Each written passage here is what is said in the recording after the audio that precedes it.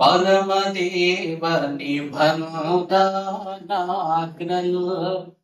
భక్తితో కైకొను జనులకు నిరతమును కృపా నిలచియుండును. యెహోవాని అజముల పిల్లలకు ఉండును.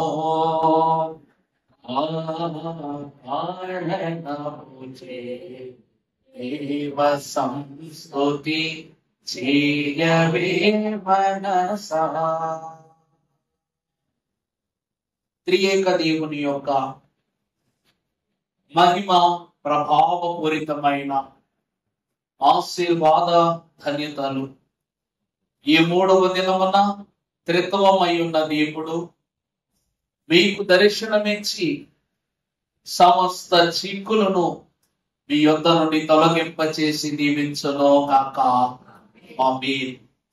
ప్రభువునందు ప్రియబిడ్డలారా, ఈ దినము మనము ధ్యానించుకొనబో వాక్యము ఉపవాసము అనే అక్షరములో చాలా ప్రాముఖ్యమైన అక్షరము. ఈ అక్షరమే ఉపవాసము యొక్క ఘనతను, విశ్వాసి యొక్క ఔన్నత్యాన్ని దేవునిలో పెంచేటువంటి అక్షరమట. దేవుని వాక్యమునందు చూస్తే ఈ రోజు 3వ అధ్యాయం చదివిన మీకు వాక్యమంతటిలో ఒక అద్భుతమైనటువంటి మాట మీకు కనబడాలి. ఏంటా మాట? బాగా చూడండి వాక్యములో, నేను ఉన్నవాడను. బైబిల్ గ్రంథం అంతటిలోనూ అంత పెద్ద అక్షరాలు మీకు ఎక్కడైనా కనబడతాయా? చూడండి ఒకసారి.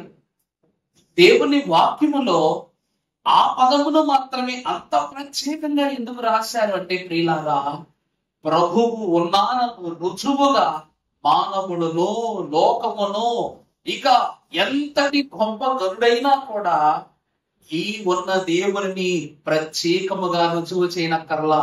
ప్రభు ఉన్నానని మానవుని కంటికి స్పష్టమయ్యే రీతిగా అక్షరాలను రాశారు. చిన్ని చిన్ని అక్షరాల మధ్యలో ఉన్నవాడను అనే పదము చాలా వైభవంగా కనబడుతూ ఉంది. దేవుని వాక్యమును కూడా మనం ఒక్కసారి చూస్తే ఈ దినమున ఈ ఉపవాసములో వా అనే అక్షరమునకు అర్థము వసించుట. వాక్యం అర్థం ఏంటంటే వా అనగా వసించుట. ఎవరు ఎవరితో వసిస్తున్నారు? ఎవరు ఎవరి కొరకు వసిస్తున్నారు? ఎవరు ఎవరి కోసమని వసించాలి అన్నది ఈ దిన వాక్యములో గొప్ప భావము. దేవుని యందు ప్రియబిడ్డలారా, పరిశుద్ధుడకు దేవుడు ఆ అధ్యాయమంతటిలోనూ మనకు రాసినటువంటి ప్రాముఖ్యమైన మాట ఏమిటంటే, నేను అబ్రహాము దేవుడను, ఇస్సాకు దేవుడను, యాకోబు దేవుడను. ప్రభువా, నువ్వు అన్నదంతా బాగానే ఉందయ్యా. నువ్వు అబ్రహాము దేవుడవనియు, ఇస్సాకు దేవుడవనియు, యాకోబు దేవుడవని చెప్తాను. కానీ నువ్వు ఎవరమంటే ఏం చెప్పాలి? నువ్వు వారికి దేవుడివి, వీరికి దేవుడివి అని చెప్పమంటే చెబుతాను. కానీ నువ్వు నిజానికి ఎవరివి అంటే, అప్పుడు ప్రభు అంటున్నారు, నేను ఉన్నవాడను అనువాడనై ఉన్నాను. అనగా నేను నిలిచి ఉన్నాను, నా మాట కూడా ఏమై ఉన్నది? నిలిచి ఉన్నదని ప్రభు వాక్యం సెలవిస్తుంది. ఈ మాట ఎవరి యందు నిలిచి ఉంటుంది, ప్రభువు ఎవరిలో ఉన్నాడు అనే మాట మనము గమనిస్తే, ఎవరు ప్రభువును విశ్వసిస్తారో వారిలోనే ప్రభు ఉంటారు. అబ్రహాముకే ప్రభు దేవుడు ఎందుకయ్యారు? ఇస్సాకుకే దేవుడు ఎందుకయ్యారు? యాకోబుకే దేవుడు ఎందుకయ్యారు? నీకెందుకు దేవుడు కాలేకపోతున్నారు అనే మా ఆలోచన మన మనసులోకి వచ్చిందంటే, ప్రభునందు ప్రియులారా, అబ్రహాము విగ్రహాల కుటుంబంలో పుట్టిన దేవుడిని తన ఏకరక్షకునిగా ఎంచుకున్న గొప్పవాడు. అందుకే ప్రభు ఉన్నాడని నమ్మాడు. కాబట్టి అబ్రహాముకు దేవుడు ఏమయ్యారంట? తండ్రి అయ్యారు. అబ్రహాము కుమారుడయ్యారు ప్రభువుకు. రెండవది, ఇస్సాకు మహాభక్తుడట. తన ప్రాణ త్యాగమునకు వెనకాడక తన ప్రాణమునిచ్చే విషయములో తన తండ్రి అనుకుంటున్నాడు, నా కుమారుడు నా మాటను బట్టి బలియాగమవుతున్నాడా, లేక నా తండ్రి మాటను బట్టి బలియాగమవుతున్నాడా అంటే, ఇస్సాకు మహాభక్తుడు అంటాడు, తండ్రి ఏది చేసినా తండ్రికి ఏం కలగాలి? మహిమ కలగాలన్నాడు. అలాగున ఇస్సాకు మహాభక్తుడు కూడా దేవునికి ప్రియకుమారుడు అయిపోయాడు. ఇక యాకోబు గర్భములో పడినది మొదలుకొని నా దేవుడంటే నా దేవుడు, నా దేవుడంటే నా దేవుడని అన్నతో పేచీ పెట్టుకున్నాడు, సమాజంతో పేచీ పెట్టుకున్నాడు, సొంత వారితో పేచీ పెట్టుకున్నాడు. దేవుడే నా వాడై ఉండాలని దొంగ అనిపించుకున్నాడు. చివరికి ఏమనిపించుకున్నాడ? దొరనిపించుకున్నాడు. మరి వీళ్ళందరూ ప్రభు విషయంలో ఇంత పట్టుదల కలిగి ఉన్నారు కాబట్టి దేవుడు ఏమంటున్నాడు? నేను అబ్రహాము, ఇస్సాకు, యాకోబుకు దేవుడినై ఉన్నాను. ఈ రోజు మోషే కూడా విశ్వసించాడు కాబట్టి మోషేకు దేవుడు. ఈ రోజు మనం విశ్వసిస్తున్నాం కాబట్టి ఆయన మనకును దేవుడే. ఆయన ఉన్నవాడు గనుక ఉన్న దేవుడు మన యందు వసించును అన్నది దేవుని వాక్యం. ఒక మాట మనం గమనిస్తే పరిశుద్ధ లేఖన భాగములో నుండి నిర్గమాకాండ గ్రంథము 3వ అధ్యాయము 7వ వచనం చదువుకుందాం. మరియు యెహోవా నేను ఐగుప్తులో ఉన్న నా ప్రజల బాధను నిశ్చయముగా చూచితిని. పనులలో తమను కష్టపెట్టు వారిని బట్టి వారు పెట్టిన వారిని వింటిని. వారి దుఃఖములు నాకు తెలిసే ఉన్నవి. కాబట్టి ఐగుప్తీయుల చేతిలో నుండి వారిని విడిపించుటకు ఆ దేశములో నుండి అనగా విశాలమైన మంచి దేశమునకు అనగా కానానీయులకు, హిత్తీయులకు, అమోరీయులకు, పెరిజీయులకు, హివ్వీయులకు, యెబూసీయులకు నివాస స్థానమైన ప్రవహించు దేశమునకు వారిని నడిపించుటకు దిగి వచ్చి దేవుని యందు ప్రియపెట్టులారా ఒక చిన్ని ప్రార్థన చేసుకుందాం. మహిమ ప్రభావములు కలిగిన మా దేవా, ఈ దిన వాక్యము ద్వారా ఉపవాసములో 3వ అక్షరమున త్రిత్వమునకు మూల అక్షరముగా ఉన్నటువంటి 3వ దినమున నీవు మా యందు వసించి ఉన్నావని నమ్ముతూ నిన్ను నమ్మి విశ్వసించి నీ కొరకు ఈ పరిశుద్ధ దినమున నీ ఆలయములో నిన్ను వసింప చేసుకొనుటకుగా చేరి వచ్చిన నీ బిడలైన వారి యొక్క అంతరంగ భావములన్నీ పరిపూర్ణముగా ఆత్మీయముగా శుద్ధీకరణ చేయుమని నేను ఉన్నవాడను అనువాడను అని సెలవించిన పరిశుద్ధుడైన దేవనామమున వినయముతో వేడుకొని ప్రార్థిస్తున్న మా ప్రియ పరలోకపు తండ్రి, ఆమేన్. తన నామమును బట్టి ఉన్నానన్న దేవుడు మన కష్టములు, నష్టములు, శ్రమలు, సంతోషములు ఆయన నిత్యము మనతో ఉండి ఎవరు ఊహించనంత ఉన్నతమైన పరలోకపు మేలులతో మనల్ని వర్ధిల్ల చేయును గాక. ప్రభువునందు దేవుని సంఘమా, ప్రభు అంటున్నారు, ఓ నా ప్రియ బిడ్డలారా, మీరు పడే కష్టము నా కంటికి కనబడుతుంది, మీరు పెట్టే మొర నా చెవికి వినబడుతుంది, మీరు పడుతున్న ప్రతి శోధనను నేను చూస్తూనే ఉన్నాను. అలాగని నేను విడిచిపెట్టలేదు. ఆయన వింటున్నారు, చూస్తున్నారు అంటే దాని అర్థము ప్రభు ఉన్నారని.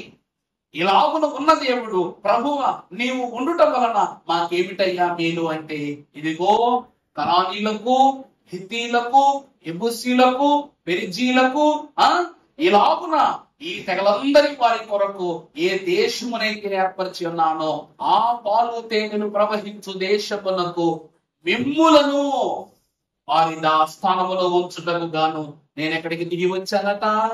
మీ మధ్యకు దిగి వచ్చాను. అర్థమవుతుందండి? ప్రభువు విశ్వాసులతో వసించుటకు పరలోకమును దాటి మన మధ్యకు దిగి వచ్చారట. ఉదాహరణకు అయ్యారండి, మరి ప్రభు వచ్చినట్లు ఎక్కడైనా ఒక 2-3 తనిఖీలు చెప్పండి అంటే, మండుచున్న పొద విషయములో మోషేతో మాట్లాడుటకు, అయ్యా నేను నోటి మాంసము గలవాడనగానే నీ అన్నైన అహరోనును వెంట పెట్టుకుని వెళ్ళి చెప్పుటకు గాను, బండ నుండి నీళ్లు రప్పించుటకు ఆ బండ క్రీస్తే అని ఉదాహరణించుటకు బండగాను, మారాను మధురముగా మార్చుటకు తెంచి వేసిన చిగురుగాను, ఆకాశం నుండి వర్షింపజేసిన మన్నాగాను, తరువాత ఇశ్రాయేలు ప్రజలకు ఐగుప్తీయుల నుండి లోకపు పాప భార శోధనల నుండి తప్పించుటకు పగటి వేళ మేఘ స్తంభముగాను, రాత్రి వేళ అగ్ని స్తంభముగాను ప్రభు వారితోనే ఉన్నాడు. ఇప్పుడు ప్రభువు వారితో ఉన్నారంటే దానికి అర్థం ఏమిటంటే, వారు ప్రభువుతో ఉన్నారు కాబట్టి. వాక్యములో చూద్దాం. పరిశుద్ధ గ్రంథములో నుండి మహాగణుడైన యాకోబు రాసిన పత్రిక 4వ అధ్యాయము 8వ వచనం చదువుకుంటే దేవుని వాక్యం సెలవిస్తూ ఉన్నది ఒక మాట. దేవుని యొద్దకు రండి, అప్పుడు ఆయన మీ యొద్దకు వచ్చును. పాపులాగా మీ చేతులను శుభ్రం చేసుకునుడి,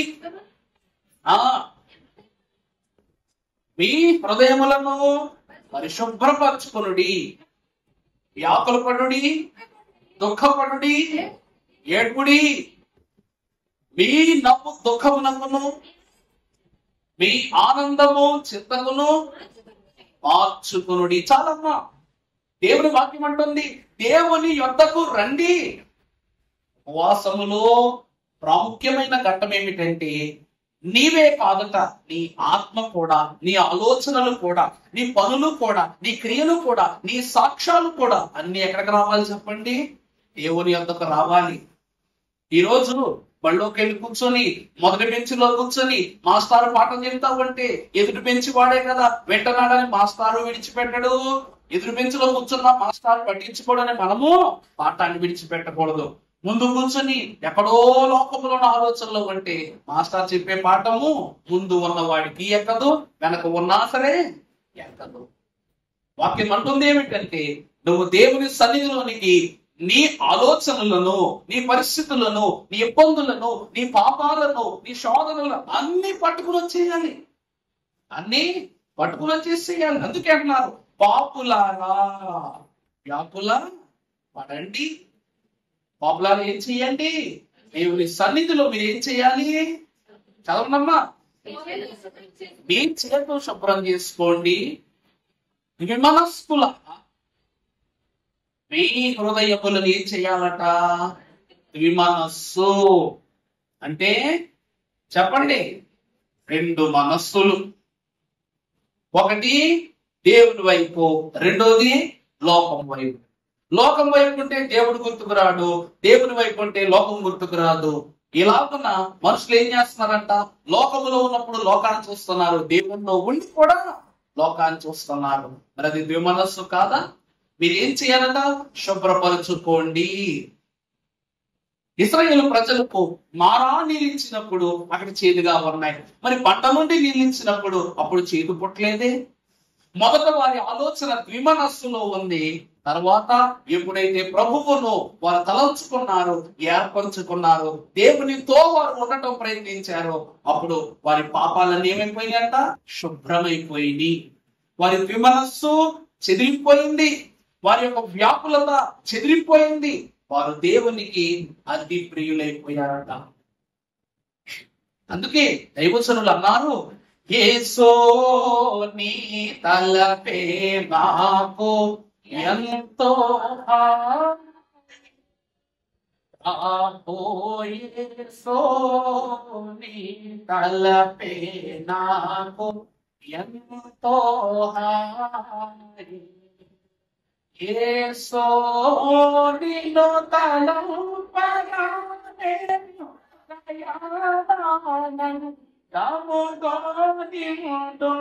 నీ సముఖమున ముఖము చూచు వాసము చేసినప్పుడే యేసో నీ తలపే నాకు ఎంతో యేసో నీ తలపే నాకు ఎంతో వాక్యం ఏమంటుంది? దేవుడు ఏమంటున్నారు? యేసు నిన్ను తలంపగానే హృదయం ఆనందముతో నిండి నీ సముఖమున ముఖము చూపుచు వాసము చేసిన అప్పుడు ఎంత అద్భుతమో! నీ తలపే ఎంత హాయిగా ఉందంటే నీ సముఖములో మా ముఖమును చూపుచు నీతో వసిస్తే ఇంకా మాకు ఇంకెలా ఉండునో అంటున్నారమ్మా. ఎంత అద్భుతమో! నీ ఆలోచనే ఎంత బాగుందంటే నీలోనికి వచ్చేస్తే నీ మాట వింటే, నీ క్రమం జరిగిస్తే, నీ ఆత్మీయతలో భాగమైపోతే ఇంకా మా జీవితము ఇంకెంత అద్భుతంగా ఉంటుందో.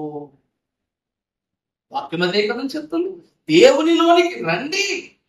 అదే కదమ్మా యాకోబు భక్తుడు అంటున్నాడు, మీరు దేవుని యొద్దకు రండి, దేవునిలోనికి రండి.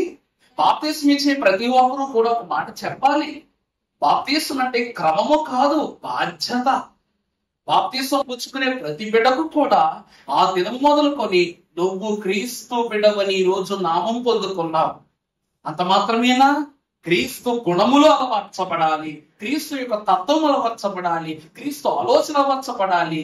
ఈ దినం మొదలుకొని నువ్వు చేసే ప్రతి పని లోకము చూచును చూడకుండాను ఎరుగము గాని ప్రభువు తప్పక చూచును. దేవుల్లోనికి వచ్చేసావంతే, దేవుల్లోనికి వచ్చావు గనుక అన్నియో ప్రభు చిత్తమే అంటుంది వాక్యము. తర్వాత మన వాక్యములో చూస్తే యోహాను సువార్త 15వ అధ్యాయము 4వ వచనం చదువుకున్నట్లయితే మహాభక్తులైన యోహాను అంటున్నారు, నా యందు మీరు నిలిచియుండుడి. వాక్యం ఏమంటున్నదట? నా యందు మీరు నిలిచియుండుడి, నేను మీ యందును నిలిచియుందును. ఉన్నట్లయితే తీగ ద్రాక్షవల్లిని నిలిచి ఉంటేనే గాని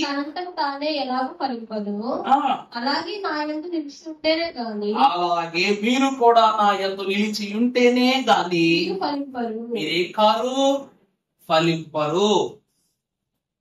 దేవుని ప్రియబిడ్డలారా, మొక్క పాతడము తలంపు, నీరు పోయుట క్రియ, ఫలించుట దేవుని కార్యము. అర్థమవుతుందా అండి? మొక్క పాతడము తలంపు, నీరు పోయుట అర్చత. ప్రభువు యొక్క ఆశీర్వాదాన్ని బట్టి ఫలింపులోనికి రావటము ఏమై ఉన్నది? క్రియ ఉన్నది. వాక్యం ఏం చెప్తుందంటే, మీరు ప్రభువును ఆనుకుంటేనే ఫలిస్తారు. ఇశ్రాయేలు ప్రజలు 40 సంవత్సరాలు ప్రభువును ఆనుకొనని దినము ఏ దినమైతే ఉన్నదో అది వారికి శోధన దినములైపోయాయి. అది వారికి ఏ దినాలు అయిపోయాయండి? శోధన దినాలు అయిపోయి. ప్రభు అన్నారంట, మోషే, ఇశ్రాయేలు ప్రజలైన వారు నా పరిశుద్ధ పర్వతము ఎదుట వారు చెడ్డ పనులు చేస్తున్నారు, నోటు తక్కువ, ఈ రోజు నేనేం చేస్తాను, వీళ్ళని నశింపజేసేస్తాను అన్నారట. ప్రభువా నువ్వు కంగారు పడకయ్యా, నీ కిందకు వెళ్ళి చూసొస్తానని మోషే గబగబమ్మని పలకలు పట్టుకుని కిందకి వెళితే నిజంగానే చెడిపోయారట. చెడిపోగానే ఈ పలకలను మీరు అందుకున్నట్టు కానీ అనుసరించటం అయోగ్యులని పగలగొట్టేశాడు. పగలగొట్టేసి మరలా వారందరినీ చెదరగొట్టి వారందరికి బుద్ధి చెప్పి మళ్ళా ప్రభు విషయంలో కొండెక్కాడు. కొండ కూర్చున్నాడు.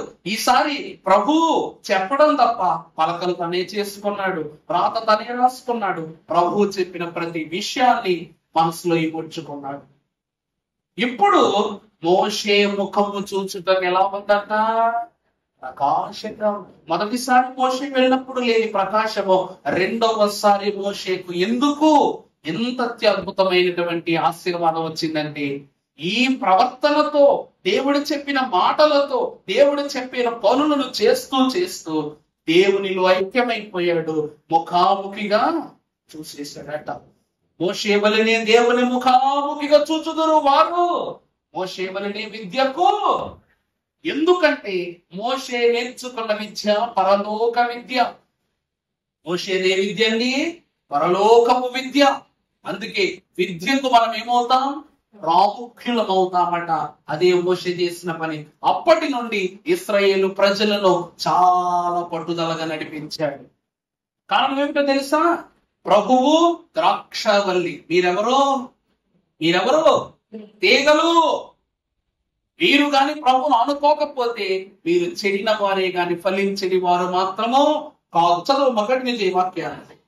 ద్రాక్షవల్లి మీరు, ద్రాక్షవల్లి నేను, తీగలు మీరు. ఎవడు నా యందు నిలిచి ఉండును, నేను ఎవరి యందు నిలిచి ఉండును, వాడు బహుగా ఫలించును. నాకు వేరుగా ఉండి మీరేమీ చేయలేరు. ఎవడైనను నా యందు నిలిచి ఉండని ఎడల వాడు తీగ వలె బయట పారవేయబడి. చూసారా?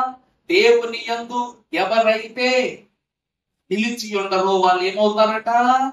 తీగల వలె విసిరివేయబడతారు. యేసుక్రీస్తు ప్రభు యందు నిలవబడలేని పరిస్థితిని బట్టి ఇస్కరియోతు యూదా వేరైపోయాడు.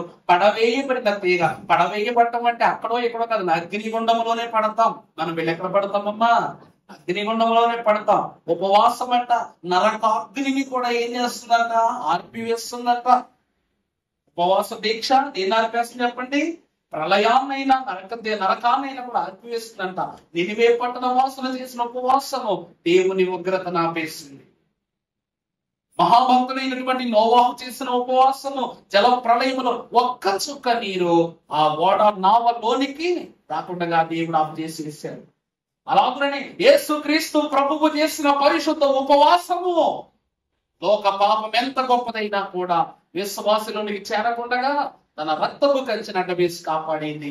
ఉపవాసములో అద్భుతమైన అంతస్తు వసించే గుణము. నిలబడాలంటే మాటించామంటే దేవుడు ఏమైపోవాలి? నిలబడాలి. దేవుడు మిమ్మల్ని ఏమంటున్నాడు? మీరు ద్రాక్షవల్లి అంటున్నాడు. ప్రభు ఎవరంట? ద్రాక్షవల్లి.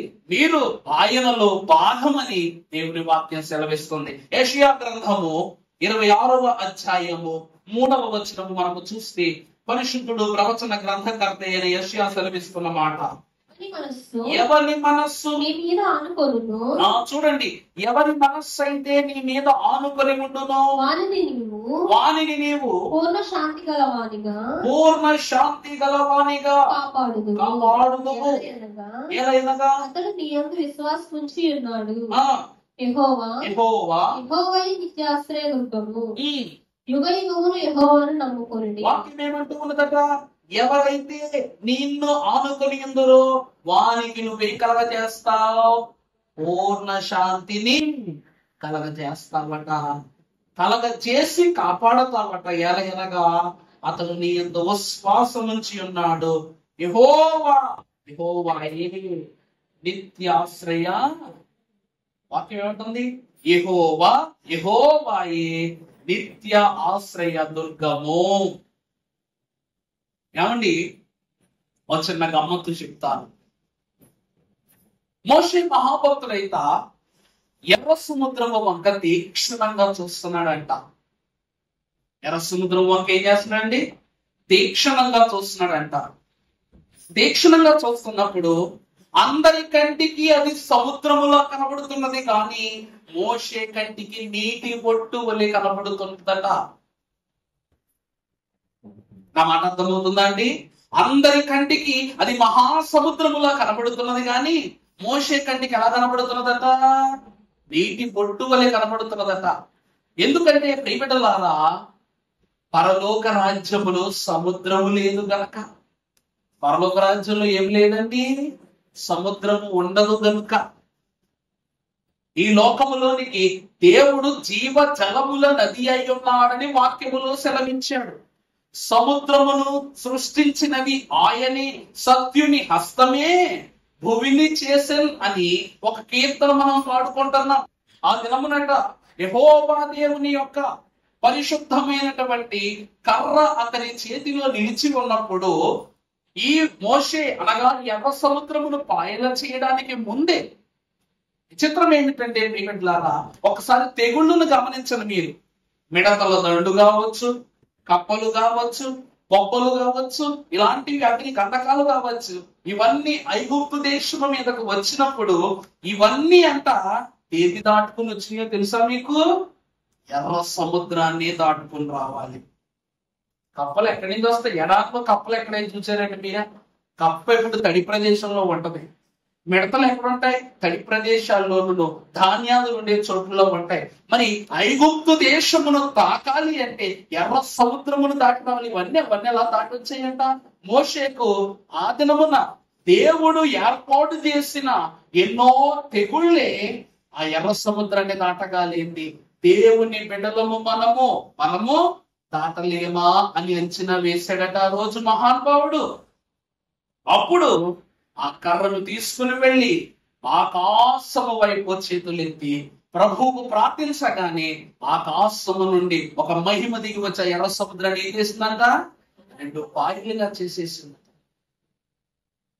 అంటే దేవునిలో ఉంటే అనగా సృష్టికర్తకు మనము లోబడితే సృష్టి మొత్తం మనకి ఏమైపోద్ది? లోబడిపోద్ది. అంత ఘనమైన వాక్యము దేవుడు తెలియజేస్తున్నాడు. ఎందుకంటే యెహోవా యెహోవాయే ఏం చేసేవాడంట? నిత్య ఆశ్రయ దుర్గము. రెండవది యుగ యుగములు యెహోవాను నమ్ముకొనుడి. దేవుని వాక్యము యొద్దకు చేర్చబడిన వారలారా, ఒక మంచి మాట చెప్పమంటారా? ఇశ్రాయేలు ప్రజలను 40 సంవత్సరాలు ఉపవాసం చేసిన, ఎన్ని అడ్డంకులు వచ్చినా దాటించిన మోషేను కానాను దేశంలో అడుగు పెట్టనివ్వలేదు దేవుడు.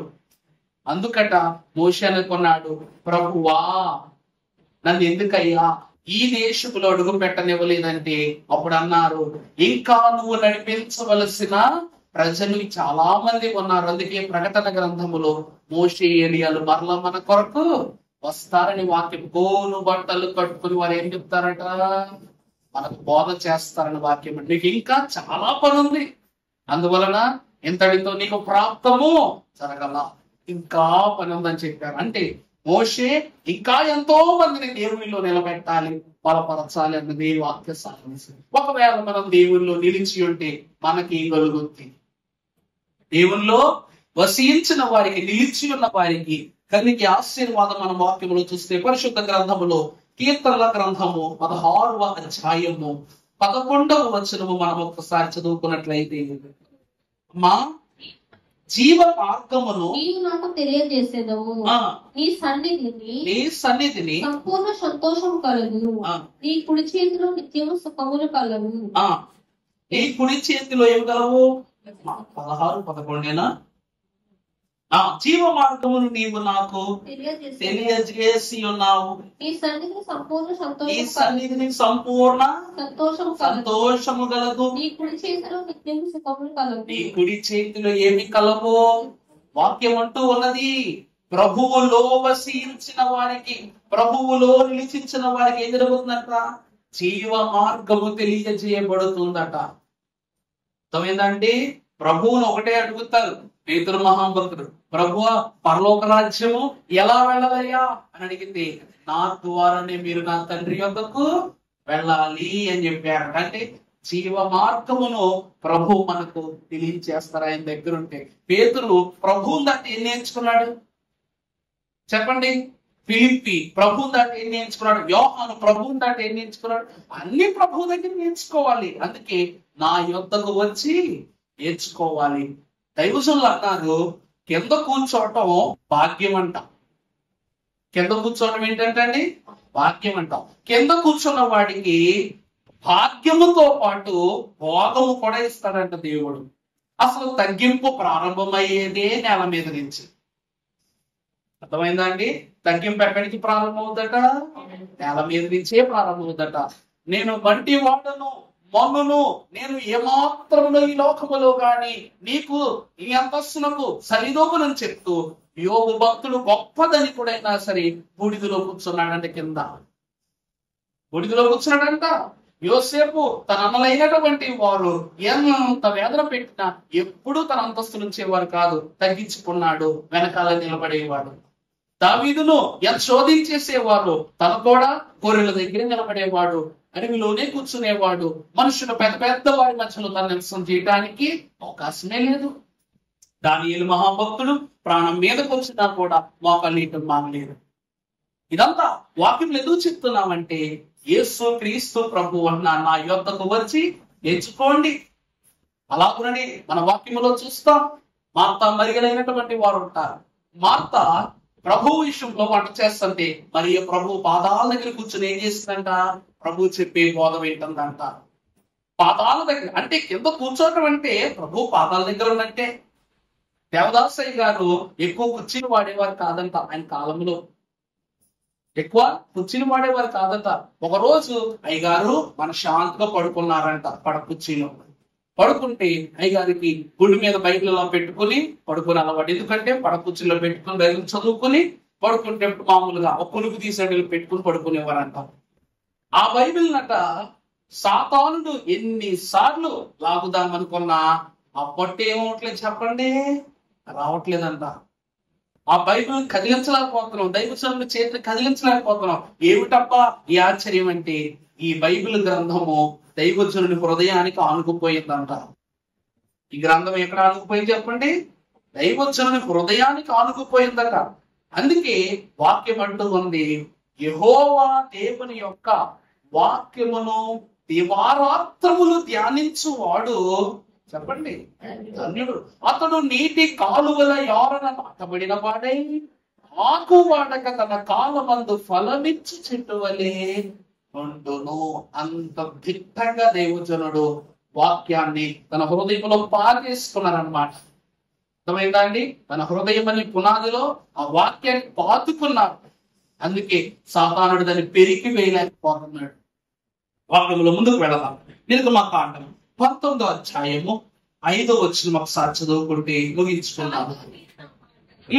శ్రద్ధగా విని నా నిబంధన అనుసరించి నడిచిన యెడల సమస్త దేశ ధనులను. చూడండి ప్రభు అంటున్నారు, మీరు నా మాట విని నా ఆజ్ఞలను అనుసరించి నా యందు మీరు నడచిన యెడల సమస్త జనులలో అంటున్నాడు, సమస్త జనులలో స్వకీయ సంపాద్యమగుదురు. అందరిలో కళ్ళని నిలమార్చుకుంటాను, స్వకీయ సంపాద్యముగా మార్చుకుంటాను. అంత మాత్రమే కాక చదువు కలిగించేయండి, సమస్త భూమియు నాదే కదా, మీరు నాకు యాజక రూపమైన రాజ్యముగాను పరిశుద్ధ జన్మగాను ముందులని చెప్పుము. నీవు ఇశ్రాయేలుతో పలకవలసిన మాటలు ఇవే అని చెప్పాలి. ప్రభు ఏమన్నారంట, ఈ భూమంతా కూడా నాదే, మొలిచినదైనా మలచినదైనా తొంచి వేసినదైనా అన్నీ కూడా నావే. మీరు నాకేమై ఉన్నారు? స్వకీయ సంపాద్యమై ఉన్నారు. ఎప్పుడు? దేవునిలో నిలిచి ఉంటే. దేవునిలో నిలిచి ఉంటే. ఒక చిన్న మాట చెప్పి వాక్యాన్ని ముగించేస్తాను. ఆత్రేయపురం గ్రామంలో బైబిల్ విషయంలో దయ్యాల దావీదు గారు ఒక అయ్యగారు ఉండేవారు. పేరేంటండి? అలాంటి పేరు ఎవరైనా ఎత్తుకుంటారో చెప్పండి అసలు. కారణం ఏంటంటే ఆయన సాతానును గద్దించటంలో గొప్ప ప్రముఖుడు. అయ్యగారికి పెద్ద వయసు వచ్చిన తర్వాత కాళ్ళు కాస్త చచ్చుబడి అయ్యగారు కొత్త బలహీన పడ్డారు. ఇప్పుడు లేదు అయ్యగారు, ప్రభులో చేర్చబడి చాలా కాలం అయింది. ఆయన సాతాను వస్తే చాలు ఆయన చూసి పారిపోయేది, ఏ దెయ్యమైనా ఆయన చూసి పారిపోయేది. కారణం ఏంటో తెలుసా అండి? ఆయన ఆ కాలంలో అంతా పెట్రోమాక్స్ బల్బులు కూడా ఆ కాలంలో పనిచేస్తున్నప్పుడు యాజకులకి నడకే. అప్పుడు ఒక రోజు గోదావరి దాటి అవతల పక్క, అంటే సుమారు రావులపాలెం అవతల గోదావరి చూడండి, ఆ గోదావరి బ్రిడ్జ్ దాటి ఒక కార్యక్రమం చూసుకుని వస్తున్నారంట అయ్యగారు. వస్తుంటే ఆయనకు టైము 12 అవ్వగానే సన్నిధి చేసుకునే అలవాటు. రోజు దాటగానే సన్నిధి చేసుకుంటారు గంట సన్నిధి, 12 నుంచి 1 గంట వరకు. అలాగా కార్యక్రమం ముగించుకుని అంత పూజ చేసేసరికి 11 అయింది. అక్కడ నుండి టైం చూసుకుని బయలుదేరారంట. మరి నడకే కదా రాత్రి అయినా. ఆయన ఒక సంఘం పెద్ద, అలాగే ఒక వ్యక్తి, అంటే అలాంతరు చూపించడానికి ఆ సంఘం నుంచి వ్యక్తి వచ్చాడంట తోడుగా. వస్తే అయ్యగారి సన్నిధి టైం అయింది కాబట్టి అన్నారు, బాబు నేను కాస్త సన్నిధి చేసుకుంటాను, మీరు కాస్త అంతా నాకు దూరంగా ఒక పక్కన కూర్చోండి, లేకపోతే సన్నిధిలో ఏకీవించండి అన్నారు. అయ్యగారు మీరు చేసుకోండి, ఏ కుక్కలు కానీ ఎటువంటి జంతువులు ఏమి రాకుండా మేము ఏం చేస్తాం, కాపలా కాస్తాం అయ్యగారు అన్నారంట. సరే బాబు మంచిదని అయ్యగారు అలా నడుస్తూ మంచి ప్రదేశం కూడా చూసుకున్నారంట. తుడుచుకోగానే అక్కడ ఒక బల్ల ఒకటి కనబడిందంట. బల్ల కనబడి దాన్ని నీట్గా తుడుచుకుని అయ్యగారు బైబిల్ బ్యాగ్ అని పక్కగా పెట్టి ఆయన బైబిల్ చదువుకుని సన్నిధి చేసుకోవడం మొదలు పెట్టగానే ఒక్క 10 నిమిషాల్లో ఆ చుట్టుపక్కల ఉన్న ఊరి జనం అంతా అక్కడికి వచ్చేసారంట. వచ్చేసి ఎవరున్నారు లోపల, ఏం జరుగుతుందో లోపల, ఎవరు ఉన్నారని మాకు అక్కడికి ఇన్ఫర్మేషన్ వచ్చింది, ఆయన బయటకు వెళ్ళిపోమని. అంటే కారణం ఏంటంటే ఆయన సన్నిధి చేసుకున్న స్థలం సమాధుల దొడ్డి. ఆయన ఎక్కడ సన్నిధి చేసుకుంటున్నాడంటే అండి, సమాధుల దొడ్డిలో చేసుకుంటున్నాడంట. ఆయన చేసుకునే సన్నిధికి అక్కడ ఉన్న దురాత్మలు నిలబడలేక గ్రామంలోకి వెళ్ళిపోయి అక్కడ ఉన్న జనాలను వేధించేసి అంట, ఊరి జనాల్ని. ఆయన ఎవరో మమ్మల్ని శోధించేస్తున్నాడు, మమ్మల్ని బ్రతకనివ్వట్లేదు, ఆయన్ని వెళ్ళగొట్టేయండి అని గోలు పెట్టించేసి అంట. జనాలు ఊరు పెద్దలు వచ్చేసారంట. అప్పుడు అయ్యగారు అంతా పూజ చేసుకుని బయటకు వచ్చాక ఏం జరిగిందంటే, ఎవరండి మీరు అంటే చెప్తున్నారు, నేను పలానా చెప్తున్నారు. మీరు చేసిన ఈ గంట ప్రార్థనకి మా ఇంట్లో ఉన్న అందరినీ ఈ సాతానులు ఏం చేసి శోధించేసి అన్నారంట. ఆయన రాగానే సాతానులు అంటాం మొదలైతే ఆయన వెళ్ళిపోమను, ఇక్కడ ఉండొద్దను. ఏమేమంటాయంట, ఆయన ఇక్కడ ఉండటానికి వీలు. మహోత్సవాల పందిరిలో స్టేజి ముఖద్వారం దగ్గర కూర్చునేవాడు ఆయన. వీల్ చైర్ అంటే ఆ కాలం వీల్ చైర్ వేరే ఉండిగా కూర్చునేవాడు. సాతాను వాడు ఆయన పక్క నుంచి వెళ్ళాలని భయపడిపోయేవాడు అనమాట. అంటే దురాత్మలు తెలుసునగా వేల దురాత్మలు తోల చేయగను, వేవేల సైన్యాల దూతలు తోలివేతురు దెయ్యాలను త్వరలో అని రాసింది. భయపడరాదు క్రీస్తు విశ్వాసే గారు ఎప్పుడు ఒకటే ప్రార్థన చేసింది, నాయన ఆదామును పడేసింది సాతాని అంటే దెయ్యమే.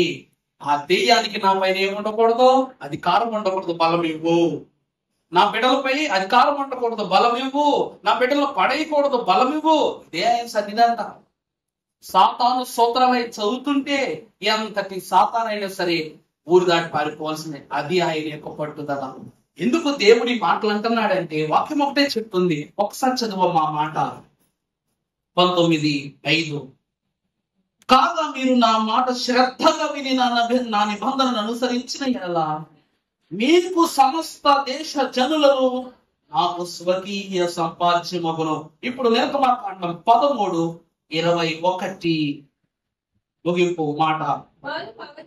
వారు పగలు రాత్రి ప్రయాణము చేయనట్లు యెహోవా త్రోవలో వారిని నడిపించుటకై వారికి వెలిగించుటకు రాత్రి వేళ అగ్ని స్తంభములోను వారికి ముందుగా నడుచుచూ వెళ్ళాను.